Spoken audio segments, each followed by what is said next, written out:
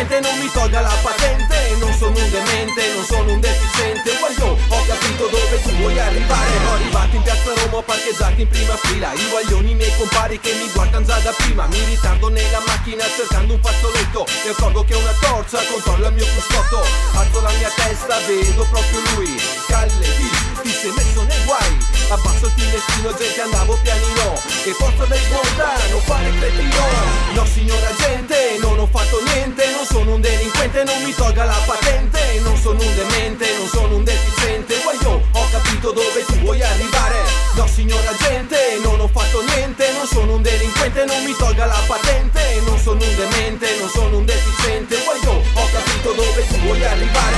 Sento gli amici alle mie spalle che rido a crepapelle, vedendo questo uomo con lo sguardo da ribelle. Lui mi guarda male, forse nel baule ci pensava di trovare un arsenale. Cosa pensavi di trovare, guagliò? Dai, son pulito compare, già sai. Mollami adesso, devo andare dai miei. Lo sai che da me non troverà mai niente. No signor agente, non ho fatto niente. Non sono un delinquente, non mi tolga la patente. Non sono un demente, non sono un deficiente. Guagliò, ho capito dove tu vuoi arrivare. No signor agente, non ho fatto niente. Non sono un delinquente, non mi tolga la patente. Non sono un demente, non sono un deficiente. Guagliò, ho capito dove tu vuoi arrivare.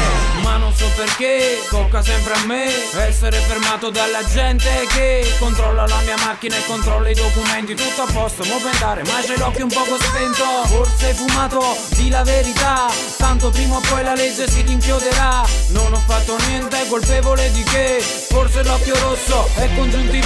No signor agente, non ho fatto niente. Non sono un delinquente, non mi tolga la patente. Non sono un demente, non sono un deficiente. Guagliò, ho capito dove tu vuoi arrivare.